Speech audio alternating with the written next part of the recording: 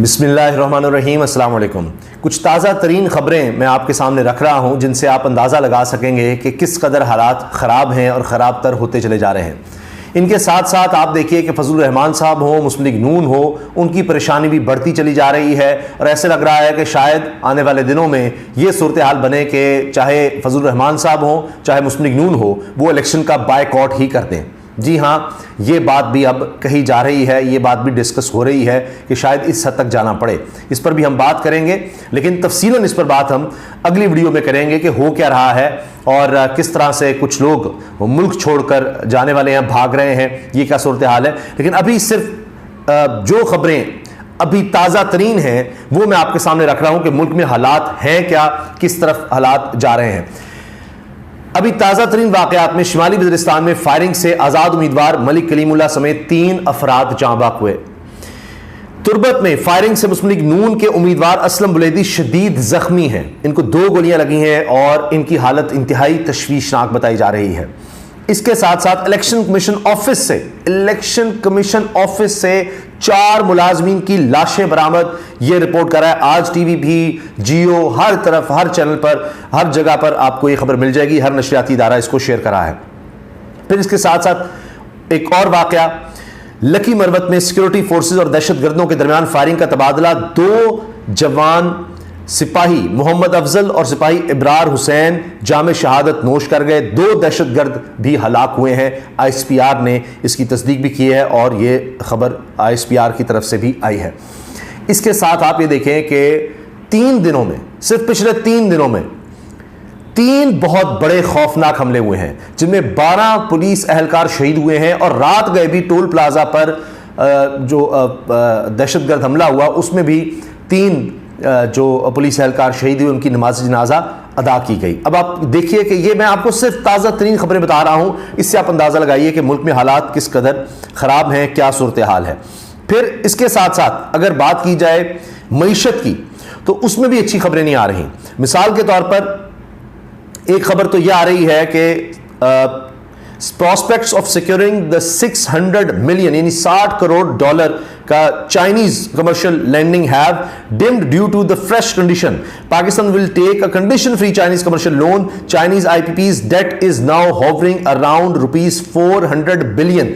ये 400 अरब रुपए का जो चाइना की तरफ से IPPs लगाए गए, इंडिपेंडेंट पावर प्रोड्यूसर्स, ये नून लीग ने जो मियां नवाज शरीफ ने इस मुल्क के साथ किया है, सिर्फ 400 अरब रुपया चाइना के IPPs का देना है। और चाइना के बैंक से 2 बैंक से 30 करोड़ एक से डॉलर जो है वो कर्ज मांगा पाकिस्तान ने। और उन्होंने कंडीशन क्या लगाई जी, पहले आप इनके पैसे अदा करें। 400 अरब रुपया IPPs का है जो पाकिस्तान ने देना है।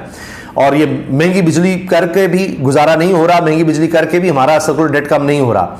और ये इतने महंगे इन्होंने मुआहदे किए कि अगर हम बिजली इनसे नहीं भी खरीदते तो तब भी इनको पेमेंट्स करनी है, कैपेसिटी पेमेंट्स करनी है। तो ये आप अंदाजा लगाइए, ये सूरत हाल है। और अब पाकिस्तान चाह रहा है नहीं, इस तरह नहीं है, कंडीशन नहीं होनी चाहिए कि जी उसको पैसे देंगे तो फिर ही लोन मिलेगा। इसके अलावा लोन को देखा जा रहा है। 2 अरब डॉलर UAE से रोल ओवर कि अब फिर पाकिस्तान कोशिश कर रहा है। उम्मीद यही है निगरान हुकूमत को कि मुत्तहिदा अरब अमारात 2 अरब डॉलर फिर से रोल ओवर कर देगा। पाकिस्तान के पास ये गुंजाइश नहीं है कि हम कर्ज अभी ये वापस कर सकें जो पैसे UAE ने रखवाए थे। ये हालात हैं। अमन अमान की सूरत हाल देखें, मईशत का आप मामला देख लें, बिजली का, गैस का बहरान, लोड शेडिंग दोनों तरफ की, और कीमतें बढ़ती चली जा रही हैं। और हैरान कुन बात यह है कि एक तरफ हम देखते हैं कि पेट्रोल की कीमत कुछ कम हो रही है, इंटरनेशनल सतह पर भी कम हो रही है, गैस की कीमतें भी कम हो रही हैं, लेकिन मुल्क में महंगाई कम नहीं हो रही, महंगाई बढ़ती चली जा रही है। हालात इस लिहाज से ना तो अमन अमान की सूरत हाल तसल्ली बख्श कही जा सकती है, ना माशी सूरत हाल तसल्ली बख्श कही जा सकती है। और सियासत का भी सुन लीजिए, अब तहरीक इंसाफ को बल्ला क्या वापस मिला। अब हालात ये बन गए हैं कि एक अभी भी नई पार्टी बनी और उसका नाम है जी टेक्नोलॉजी मूवमेंट ऑफ पाकिस्तान, जिसके सरबराह हैं वकार ज़का, जो कि आप जानते हैं एक सोशल मीडिया पर्सनालिटी भी हैं और टेक्नोलॉजी के हवाले से बड़े जाने जाते हैं। उन्होंने कहा जी बल्ले का निशान हमें दिया जाए। यानी आप देखें कि एक सियासी स्टेबिलिटी भी हमें नजर नहीं आ रही।